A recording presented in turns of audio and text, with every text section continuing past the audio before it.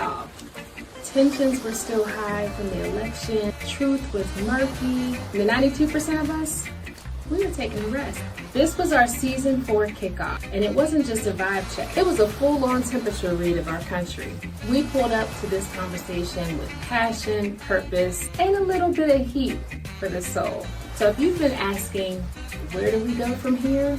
You're not alone. Now, where's my suntan oil? Yeah, I know I need a tan. Check this out.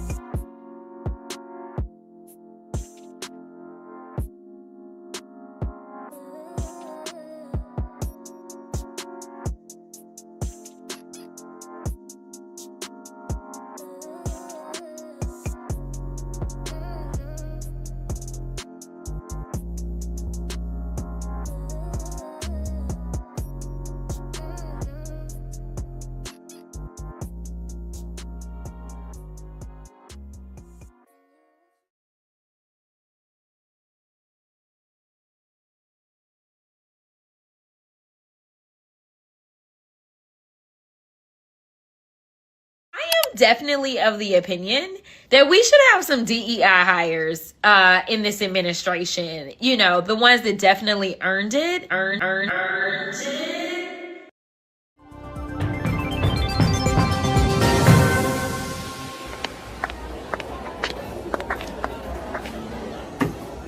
Good afternoon, esteemed members of the press. I'm Angie Melange, the new press secretary for the Trump administration, and this is Candace Mabry, Deputy Communications Director. Let me just say, what an honor it is to serve this great nation under the bold, innovative, and completely fair leadership of President Donald J. Trump. Now, I know some of you are wondering about the recent departure of my predecessor, Ms. Caroline Leavitt. Well, in case you missed the memo or 3 a.m. tweet, Elon Musk's newly formed Department of Government Efficiency, also known as DOGE, has been hard at work slashing, trimming, and, let's be honest, gutting positions that he deems financially inefficient. And apparently, Ms. Leavitt's salary was considered a bit much for this administration. So in the spirit of efficiency, Elon convinced President Trump to tell Caroline, "You're fired." Or, as Doge likes to call it, forcibly optimize out of a job. But don't worry, folks, because when one door closes, another one opens, preferably one with a tax break attached. And that's where we come in. We're here as the administration's proud, definitely earned it, DEI hires, and we're here to ensure that we remain committed to diversity, equity, and inclusion. But you know, in a way that works for everyone. Yes, exactly. We are here to bridge the gap, unite the people, and prove once and for all that DEI doesn't have to be woke. It can be drowsy. Yes, Brad?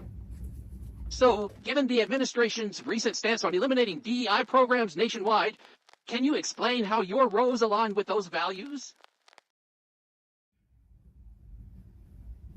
Great question, Brad. See, what folks don't understand is that DEI has been rebranded under this administration. It's no longer pushing a radical woke agenda. It's about directing efforts inward, as in towards the real Americans. What about BIPOC? Or is that not a thing anymore?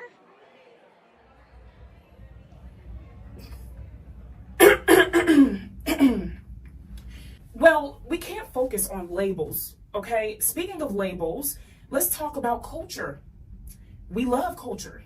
In fact, let's take a moment to celebrate all Americans who contribute to this nation's rich heritage. Oh no! It's a cultural divide. I'ma get it on the floor. You really about to do it? 40 acres in the mule. This is bigger than the music. You really about to do it? Yeah, they tried to rig the game, but you can't fake influence.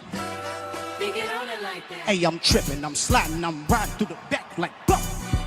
Mustard on a beat, bro, deep boat, any rap, he a freak though, man down, call like Ember Lambs, tell him breathe.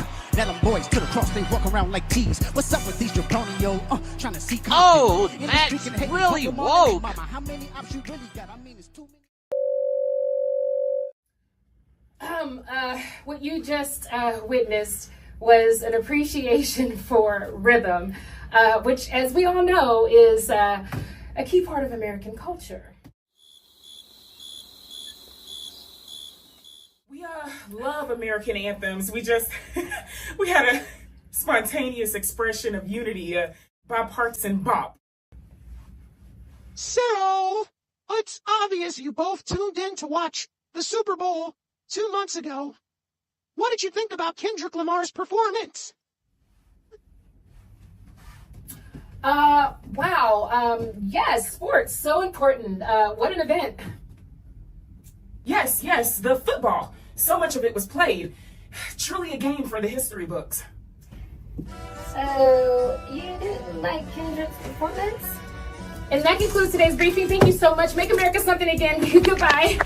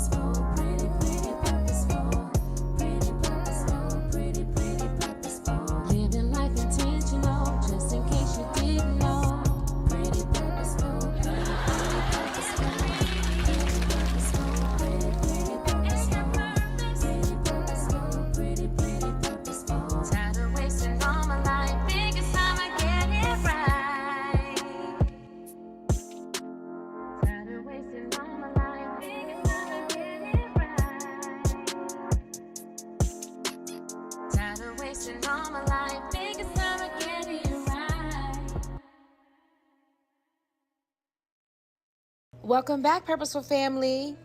I'm your host, Angie Milange. And I'm Candace. Did y'all miss us? We took about 3 months off. We're so glad to be back, and we just want to welcome all of our current subscribers and our new subscribers. Thank you all so much for your support. I know you guys are wondering, what in the press briefing was that? That is actually our brand new skit series called Pretty Undercover, where this season Candace and I are going undercover under the Trump administration as the DEI hires. So you gotta laugh to keep from crying. But behind the humor, we are gonna be diving into some serious conversations this season. Yes, and honestly, that Pretty Undercover clip gave me deja vu. Because if you caught our Pretty Purposeful Christmas special, then you already know that skits are not new for us at all. Our holiday special wasn't just your average, podcast episode. It was a full production, right? So we had music, visuals, comedy, and even then we were tackling real issues wrapped in storytelling. And if you missed it, I know Christmas has passed, but it's still on the YouTube channel, still relevant. Go check it out when you can. But just know that this season, we are definitely taking it up a notch. Right. This season, you guys, we are bringing you all more skits, more bold topics. And of course, we want to bring you the truth because as we know, there's a lot of misinformation being spread. So with that being said, Candace, what have you been up to, girlie? So I have been living life, not quite on a budget, but on a budget. So I actually have some good news to share, very exciting news to share. the Career Services Director from Lincoln Tech invited me to speak as a keynote speaker at their 2025 commencement ceremony, and I am so honored. So that will be taking place April the 17th, and I will be talking to I think she said over 1,000 people. Wow. That's Yeah, I don't think I've ever spoken to that many people, but I'm excited, Angie, and super nervous. Well, girly, I'm excited for you, and definitely will be keeping you in prayer because I know you're going to do an amazing job. And I know for them to select you, they absolutely saw, the brilliance and just the powerhouse that you are. So I'm ecstatic for you. Congratulations, and keep us updated on how everything goes. Thank you. So, Angie, how have you been? Well, girly, I'm a workaholic, so What is I have. So, as I said last season, after, we lost the election, I was going to take a break and just really taking a rest. And I think the rest of the 92% are also resting as well. So what I've done is just kind of shifted my focus more into my career, my day-to-day, which has kind of helped me. I feel like not really stressing so much and not having to be active outside. I can, just kind of hone in on the things that matter to me. And right now, my career, my team that I lead, making sure that we are operating efficiently. And also, of course, I'm a mom. So just making sure that my daughter's doing good, in school. And, but yeah, for the most part, sis, resting and of course, preparing for this season. I was super excited to get back. Definitely did miss the podcast and was just excited. It's a new season. We're just now getting into spring. So for me, this time of year is definitely all about like fresh starts and new beginnings. So that's really what I've been up to. As we were preparing for this season, I know we had a photo shoot a couple weeks ago, and we actually launched a new initiative. Candace, you want to tell everyone about our new initiative? Sure, I will be happy to. So we just started what's called the Pretty Purposeful Spotlight. This is something brand new that we're bringing to season 4. Pretty Purposeful Spotlight will allow business owners or anyone pretty much in the community making a difference to allow what you and your initiative is doing to be in the spotlight. If you know someone that you would like to nominate, please visit our website to have them on the platform. You will actually get, 15 to 20 minutes being in the spotlight, being able to share your good works. The awesome fruit of your labor is going to be on display on our platform. And we definitely want the world to see that because there's a lot of good in this world happening. And we want to help in spreading that good news. Absolutely. And actually, our very first spotlight was the U Awards. We actually interviewed the founder, Michelle Ellis. And as a matter of fact, we actually attended the U Awards just yesterday. So here's a little bit of footage from that event.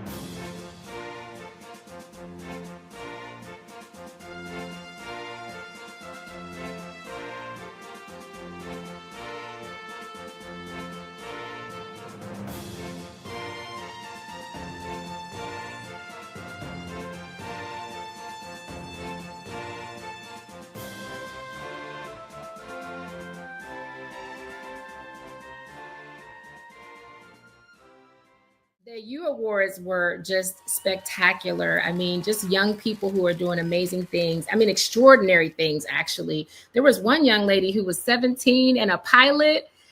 It was just phenomenal, y'all. So I would definitely recommend that you all check out the U Awards. Go to their website. If you know any young people, they actually want you to nominate those young people who are doing extraordinary things. So absolutely support the U Awards. If you're able to donate and contribute to their efforts, I would highly recommend that you do. And we're looking forward to bringing more, local organizations and just it doesn't even have to be an organization. It could be an individual. It could be an artist, just whoever is using their platform for good. That's who we want to spotlight. So yeah, if you're interested in spotlighting someone, you can go to our website. That is prettypurposefulpodcast.com and just click on support the movement and you'll see the link right there. All right. So Purposeful family, with everything that's been unfolding since January 20th, I know it's a lot and it's so much, it's hard to keep up with. So what we're going to be doing on this episode is we're going to just briefly highlight, what's been going on pretty much in the last 100 days and discussing where do we go from here. If you haven't been keeping up with the news, we definitely want to be a source, as I said earlier, of spreading truthful news and information and giving you guys just the most updated reports, as well as different things that we can do, collectively through this time. So I'm going to just go over the recent executive orders that Trump has issued. And several of them, as we know, significantly impact our community as well as the brown and other marginalized communities. So he has dismantled the Department of Education. He has targeted organizations and programs and companies that have DEI programs. He has issued multiple orders that have been, the goal is to eliminate DEI initiatives within the federal agencies and with contractors. These actions will prohibit DEI-related training and programs, potentially rolling back decades of progress towards workplace equity and inclusion. He's also trying to revise historical narratives. So he has been trying to have different government agencies remove content, whether it be on their website or within their buildings or facilities that they deem as divisive or anti-American, particularly regarding race and gender. And, this is pretty much to whitewash history and, trying to suppress discussions about systemic racism, which we know is alive and well. He has also been reviewing Confederate monuments.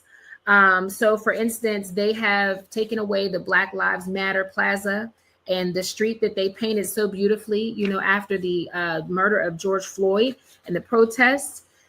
They have already dismantled that. This action definitely raises concerns about them trying to remove different monuments that are, symbolize and are associated with oppression and racial injustice. Let's see. He's restricting DEI in federal contracting.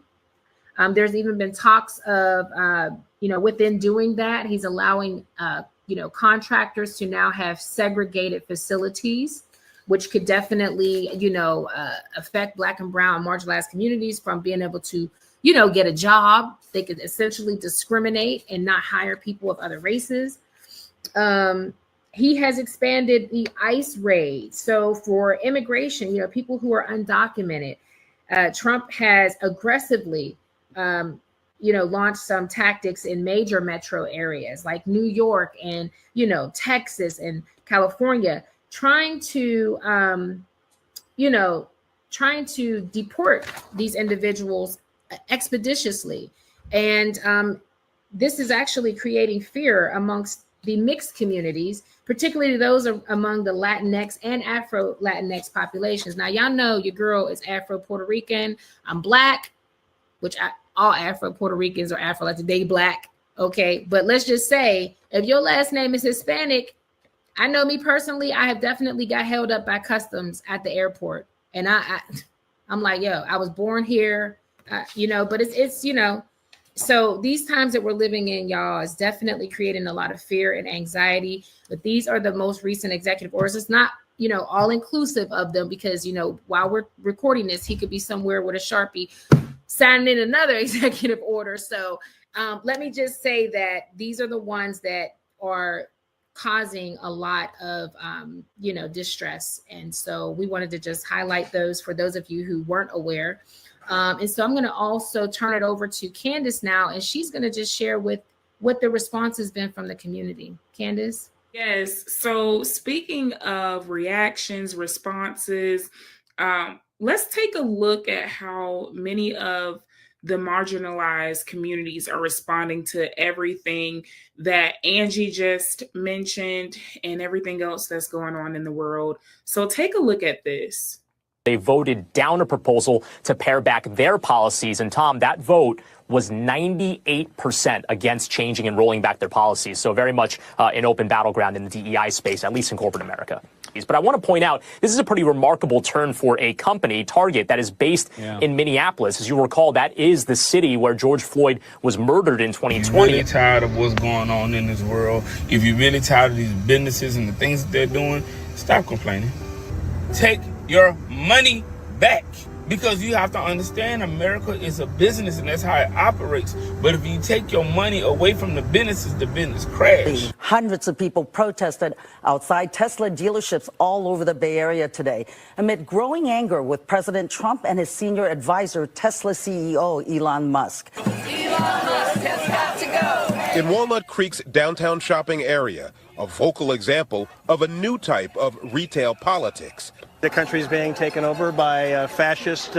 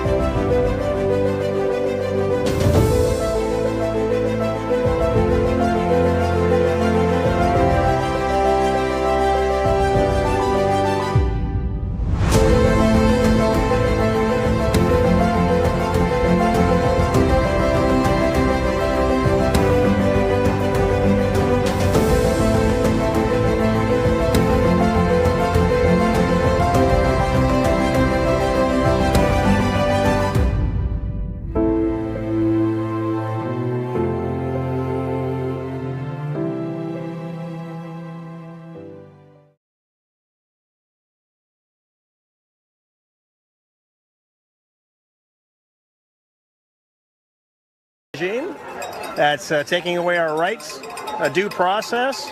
This is scary. I grew up in the 60s and I have never seen it so bad. And I'm worried that my grandchildren won't grow up in a democracy. Brought my grandkids. They need to see this. They need to protest with us.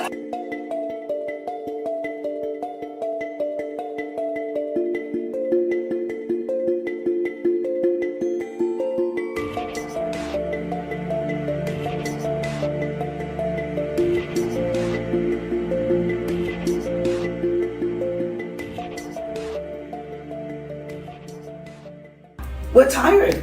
We've warned everyone for months and weeks and weeks. They didn't listen to us. And now they want us out there. We're not going. We are not going.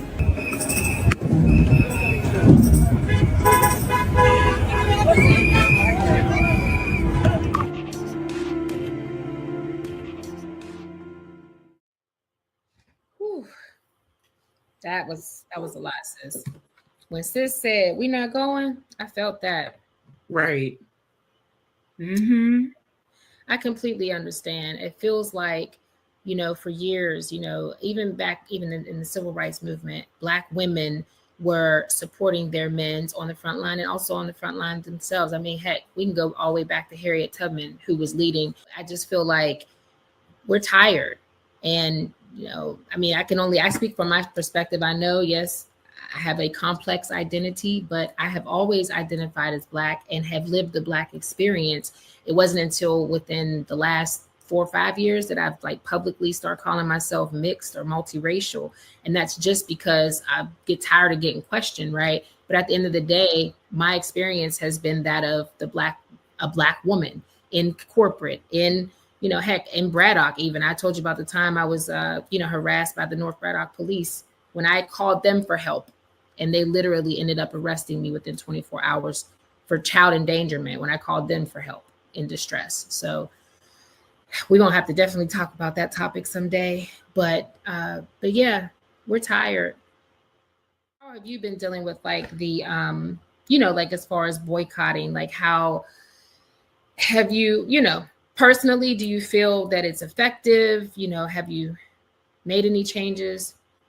So my dad there was a boycott, or I want to say people boycotting like on the side of the road, not probably 10 minutes away from my house.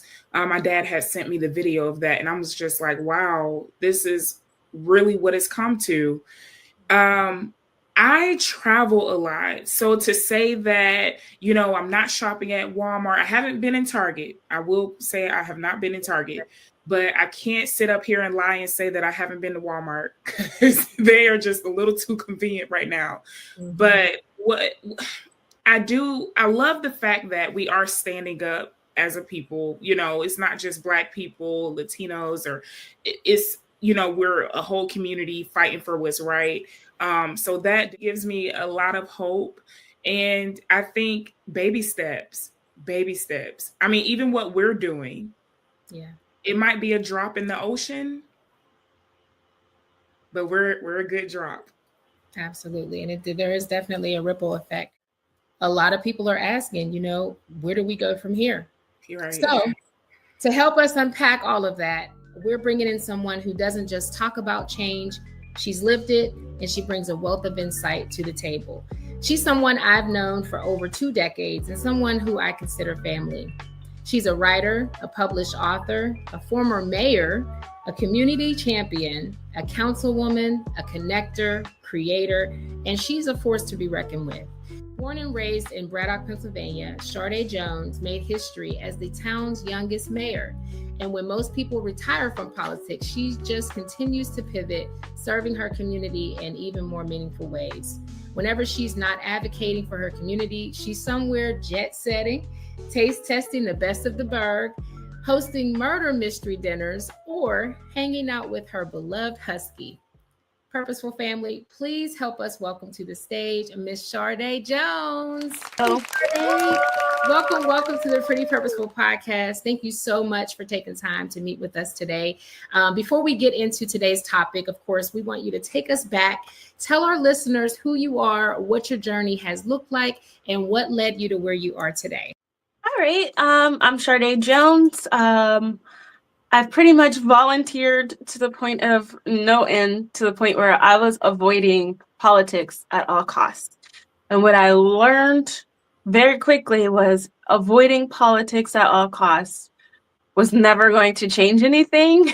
Because there's only so much you can do in the background, volunteering. I got involved canvassing for Summer Lee, funny enough. And she was running for state representative, yes, at the time. Now she's a congresswoman, which it's wow to think of. But I was just going door to door telling people to vote for Summer Lee for state representative. And it turned into me knocking on people's doors twice a year. My neighbors would expect me to knock on their doors for the primary, and they would also expect to see me to tell them who to vote for in the general election. And I'll never forget it. One of my neighbors goes, "One day you're gonna knock on my door because you're running for mayor." And I said, "No, I'm not doing that. I don't want to be mayor. I just want to make sure that you go out and vote and you know who to vote for." Sure enough, a year later, I come back and I say, I'm running for mayor. Can you vote for me?" And he said, "I knew it." And being the mayor at 29 during the entire pandemic was such a whirlwind that I was like, I want to educate. Mayor was an education layer. And since it's a weak mayor system and you can't break anything, I was like, sure, I'll be mayor. And now being a councilwoman, I actually get to make recommendations and vote on things. And create progress in the community and be that representation that little Black girls don't see in the community. I think your journey professionally is very inspiring, and I've been so many things. I started out as a secretary, but the greatest thing that's ever happened to me was straight out of college, I got laid off while working for the people that hired me. That was the university. Mm-hmm. I didn't know what I was going to do next, so I joined AmeriCorps for an entire summer, and I didn't know what was next after that. And it was just saying yes to things that sound scary. So I was like, sure, I'll go be a flight attendant after AmeriCorps. So I ended up as an American Airlines flight attendant, mainline, just traveling the country and traveling the world. And I was like, this is not fulfilling. They're not using me to my potential, because I can evacuate a plane, but I'm just serving drinks. So that didn't turn out to be what I thought it wanted to be. It's always asking myself, like, what do you want to be when you grow up? And that led me to tech. I signed up for a temp agency that used to help me when I was a secretary. And I will never believe, they were like, we want you to be a data steward. I was like, that sounds really boring. I don't want to do that. I remember telling them, fighting them tooth and nail, like, I don't want that assignment. Please give me another one. They was like, go try it. So I went out and tried it, and I ended up at Highmark for that first year. I was a temp person that was a data steward, which I was like, I have no idea what this does. But it turns out those transferable skills from being an administrative assistant for all those years turned into an associate business analyst position. And I was like, okay, let's see where this goes. And I ended up being a business analyst. I stayed there for about 8 years, almost 9 years, until I got laid off. Doing that through the entire pandemic while being the mayor, because the mayor only pays $90 a month. So I needed to actually work my day-to-day job. But it came in handy and tied itself all together, because Braddock was one of the lowest vaccinated towns in the county. And I remember asking the lieutenant governor at one point, like, hey, can you help us get some vaccine clinics? And I got crickets. So I went to Highmark and I said, I know I work for y'all. I want to be transparent for transparency's sake. We don't have any doctor's offices in Braddock. Is it possible that you guys can set up a vaccine clinic? If I have to, I'll use some of my PTO days. I just want to build this trust in the community and find a solution. So everyone's giving us problems, but no one is giving us any solutions. So I ended up working the vaccine clinics and bringing them to Braddock. That's amazing. And I mean, it's interesting you mentioned that there are no doctor offices in Braddock. We actually talked about that, Candace, last season. We actually did an episode on, I can't remember which episode it was. We talked about the disparities around, healthcare. And I spoke specifically about Braddock. I actually showed some footage from the time when we were trying to keep UPMC open. I'll never forget that time. So I'm glad that you saw that as an opportunity and, use your, leverage your position at Highmark to get the residents of Braddock access to care. So it's such a critical time. So you guys, as you can see, that's just how Chardae operates. Like, she's constantly thinking of how to serve the community. I just think that is so commendable. Which leads us to today. Why we have you here is because we want to hear your perspective and what your thoughts are around what's going on and, how we can, build coalitions, mobilize, and be effective in the actions that we take. So Candace, if you want to go ahead and. That's right. Yes. So Chardae, what are your thoughts on the first 100 days of administration of this administration? All right, my thoughts on this first 100 days. Black women are one of the most educated demographics in the country right now. We get bored and we go to college for some reason. To a lot of my friends, I know that they're going to school for their doctorates, they're going to school for their masters. It's amazing. We knew that this was going to happen because they told us, like, hey, this is Project 2025. And I grew up knowing, like, anything that anyone wants to hide from us, they're going to put it in a book because no one wants to read anything nowadays. Unfortunately, that is what it is. And it's kind of heartbreaking that people are acting surprised, and we're like, we knew this was going to happen. They told us what they were going to do, and they went and did it. And it's amazing because before the first Trump administration, he didn't have the framework, he didn't have the people behind him. And now this is the second go around, so he can do whatever he wants to do in an accelerated motion, which is not surprising to anyone that reads or just follows the news and heard about Project 2025. I wanted to just say, you pointed out something about as far as the most educated demographic. Yeah, I personally feel that it's starting to become clear that most of us are more educated because we have not had opportunities within the corporate space to grow. And it's always been these different parameters that, oh, if you don't have this experience, well, you can't get the job. And you know what? Most Black people don't get the experience because we don't have nepotism, happening. We don't have our people in those places, right? Whereas our counterparts of, most likely European descent, they typically have people in places that get them into those roles. So we're constantly being told that we have to get these degrees to be qualified, and only to get there and find that our counterparts don't even have half the education. Mm-hmm. So I gave a speech last month, and I told the room of people that were interested in running for politics to running for office. And I said, you just got to go into the room with the confidence of a mediocre white man nowadays, because they're failing upwards. Wow. That's it. Because here we are. We're all college educated right here on this podcast. And we should be in those top leadership roles, but what they typically do is they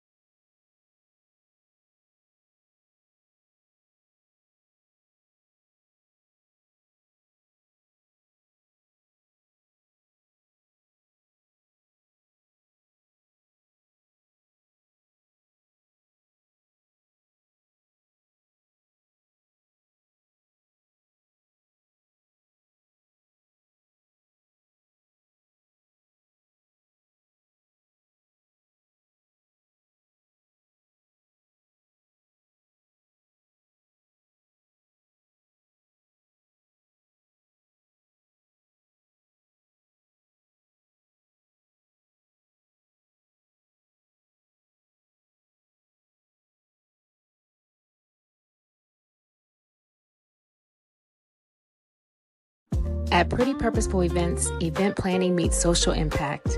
We plan, we host, we build community. Grounded in service, guided by values. From youth empowerment events to community outreach, we create spaces that bring people together with purpose. Let's create something purposeful together. Pretty Purposeful Events is based in Atlanta, Georgia, proudly serving nonprofit and community-based organizations nationwide. Virtual services available. For more information, visit us online at prettypurposefulevents.com.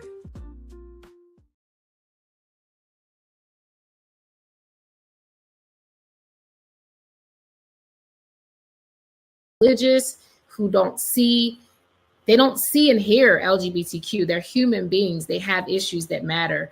Their lives matter, whether we agree with their personal, private, what is the word I'm looking for? Preference. Their private reference has nothing to do with their humanity. So I'm going to get it together. To the point where we're teaching each other how to barter and do co-ops and not realize that we're creating co-ops in the community to make sure that we have what each other needs. Yep. Yes. Absolutely. So Chardae, this has been a great conversation. And of course, we definitely look forward to continuing this conversation on and off the platform. So I just want to say, aside from this 100 days that we've had to deal with, what are you working on? What have you been up to these days? Any projects? Oh yeah, I'm still writing. I'm working on publishing at least 2 novels this year. I don't see that there are a lot of Black romance authors, so I'm delving into that. I've been organizing and doing the 92% brunch. I'm excited that we're going to do it actually as a lunch instead of brunch because eggs are too expensive right now. We got to pivot. And it's just so nice to see, if anything from this administration, it's bringing Black women together in a way that I've never seen it before. And I'm proud to be a catalyst in making that happen. I love that. And I just thought about something how they did the, whenever we were campaigning for Kamala and how we did the lives, the Zooms, Black women for Kamala. It was, white women for Kamala. I mean, everybody were basically building coalitions, but then coming together. And I'm like, the 92% brunch, Chardae, you may want to consider expanding that initiative, having your local 92% brunch. But hey, the people that you have, and I know you have connections all over, honey. I know you do. Being a flight attendant, just your background, you're so connected. That could be a movement in and of itself. I would personally, Candace and I know, look, I'm speaking for you, sis. You're always down for a good brunch or lunch. Okay. Yes. So here in Atlanta, there may be something like that exists, but I just think that the coming together, we can have those meetings and those, brunches on a local level, but at some point, let's do a big call. And, that would be amazing to just, be mobilized. The goal is to next year since we're doing it quarterly, the one in January that we're going to do is to hopefully get 92 women together for the 92% brunch because we're growing. I think before January, you might be able to accomplish it, hon. With this podcast, those people out there who are watching and are from Pittsburgh and the surrounding area, support Chardae. You guys know that she's already done some phenomenal things. She has broken glass ceilings already and paving the way. So definitely support our sister and show up for the 92% and, let everybody else know about it as well. And also, if you're looking for something to do in August, I sit on the board for Bear on Flow, which is the country's first Black beer festival. We're in our 6th year.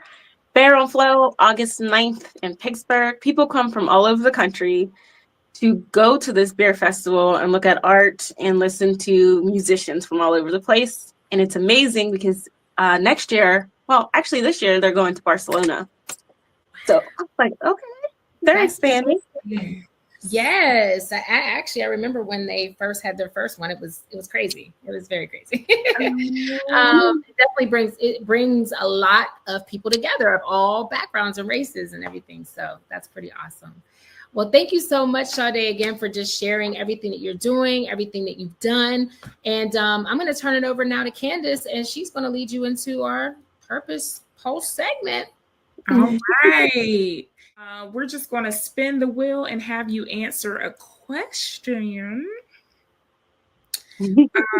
that's related to purpose.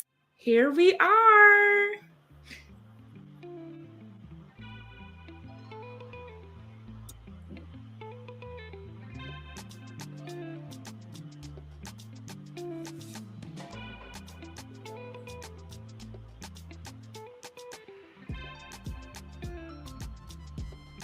If purpose were a place, where would you be right now?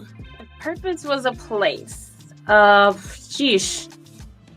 I feel like me coming back here to Braddock after traveling the country and living in New York and living in Dallas made me realize that my purpose was back in my hometown, because I got to see all the things in other places, and I was like, my community doesn't even have a grocery store. So I say it all the time that I won't move from Braddock again until I see that we've built it up and we've left the generation after us better than what we have now. That makes sense. Like, it absolutely makes sense. And just knowing just how involved you've been, like, your heart is in Braddock. I say all the time, Candace, I've shared with her some of the things that Braddock has done for it to be a small, tight-knit community, and for it to not to have as many resources. The community is connected. And I have to say, I'm from Pittsburgh, born and raised. I just told Candace the other day, I don't really miss Pittsburgh, but I do miss Braddock. I do miss, because that was my first real experience of community, and I was involved. And there is something about Braddock. It's very special. Like during the pandemic, I'll never forget when the food pantries their food was gone bad, and the elderly, they're like, we don't have any food, we don't have cars. So a bunch of millennials in Braddock and North Braddock got together, and we created our own like Uber system. We had drivers sign up, go to the food pantries and drop the food off to people's porches. And we were meeting like once a week, like, who wants to be a driver? Who wants to drop off some food to feed people? Wow, that is, yes. Wow. You've just in this time that we've met, you have shared and given so many ideas that other people can actually replicate in their towns. It gives them something to do that's meaningful, and it's action. That's the biggest thing right now, is we can rest but still be purposeful in the actions that we're taking. Intentional is what we got to be nowadays. We can't just be making moves to make moves like the current administration is doing. Because they're also being intentional and moving in their purpose, which is not great. Had nothing to do with us. Okay. Exactly. Purposeful family. You have heard from our expert today, Ms. Chardae Jones. Before we wrap up, we definitely want to leave you all with some clear, concise marching orders. So we're going to call them pretty purposeful marching orders.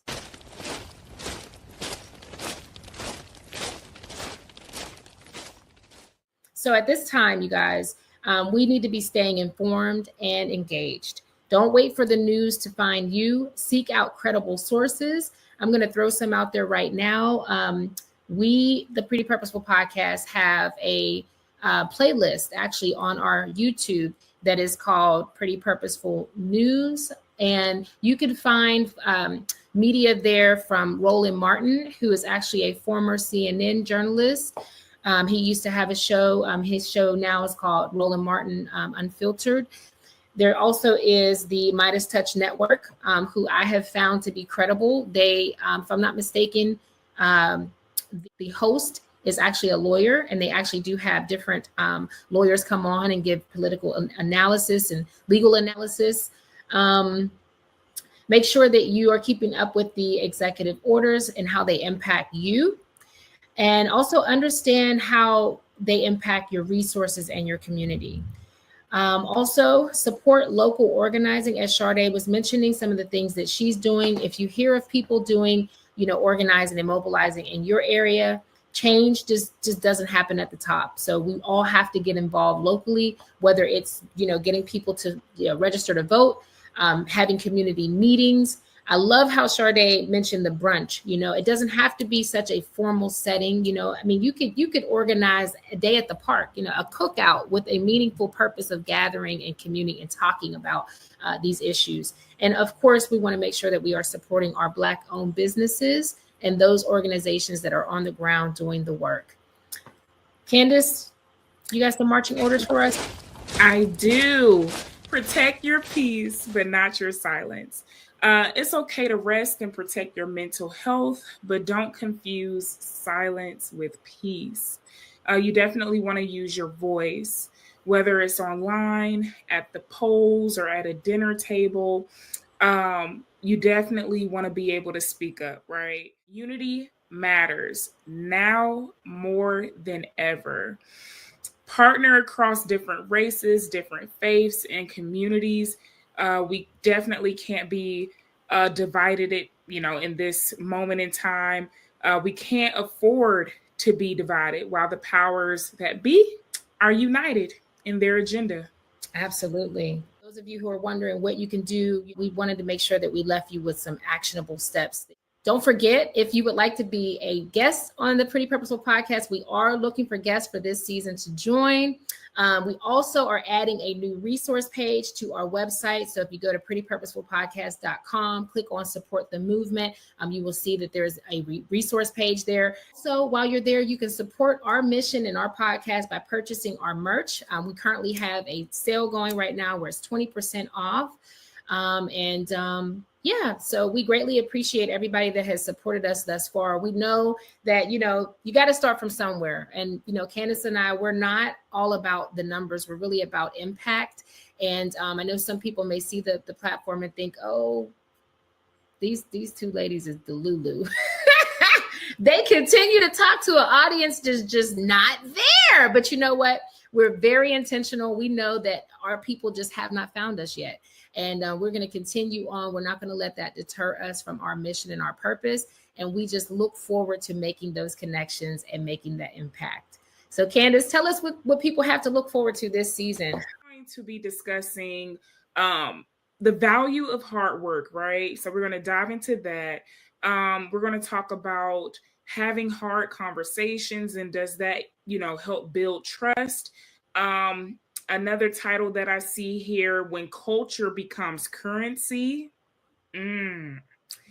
Another topic that I see here, the Great Black Exodus. Stay and fight or get out. Okay. Passport or protest. When it comes to the policing of Black women's emotions at work, the title for that episode, Too Loud or Too Proud, the corporate policing of Black women. So definitely a variety of different topics, very intentional with the topics, game changer, impactor type of topics. And you mentioned one, the very first topic that you mentioned was hard work. Can you elaborate a little bit more on what that episode is about? Because I don't know. Yeah. Yes. So what I see here in the notes is it says valuing hard work because it will sustain. As compared to what? Compared to getting the easy way out, like compared to just trying to take the easy road. You said what? Compared to scamming. Yes, compared to scamming. Yes. I mean, because that's a thing now. Scamming is a real career out here in these streets. Okay. Oh, it is. And it comes disguised in purpose. Sometimes it looks like it's wrapped up in purpose and it be a whole scam. So this is what we're talking about as far as like building our platform. Candace and I, we got money. We could buy followers. We could actually start a whole marketing campaign and just have random people joining our community. But the way that we're going about this is more of organic. We want the people that are actually part of our purposeful family to actually want to be here. We just don't want random folks just all up in our space. But at some point when we grow, like we don't have a problem investing in marketing strategies to target those people who would actually benefit from our content, but all about racing to get, a super amount of, followers for what? If it ain't making an impact, it don't matter. A positive impact at that. The content that we made last season and season 2, I was just telling Candace the other day, I was just looking at some of our past episodes to try to get, a little clip for, a reel or something. And I got stuck watching the episode because it was that freaking good. So y'all, our content is timeless, like it's relevant, but, the people that need the content that we have will greatly appreciate some of the conversations that we've had. It's conversations a lot of people aren't having, but when they do, people gonna realize like, oh, Angie and Candace been talking about this. They've been talking about it because it was intentional. It's not just because it's trending. So you all please click that red button that says subscribe, join the community, join the Pretty Purposeful family.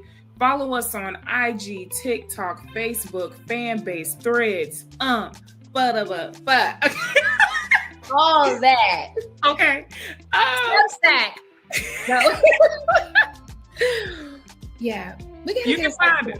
Yeah, you can find us on Substack for sure. Yes. So definitely share this with others seeking truth, real conversations, empowerment during these unprecedented and uncertain times. Y'all, we got to have each other's back. We are our sisters' keepers, just like Chardae mentioned. Speaking of Chardae, we want to just thank our awesome guest, Chardae Jones, for joining us. All of the amazing insights and her perspective that she shared. Also, we would encourage you to follow her because as you can see, this woman she's a trailblazer. She does not sit around and wait to move and take action. And so we definitely are going to be following Chardae's journey, supporting her efforts, and we encourage you all to do the same.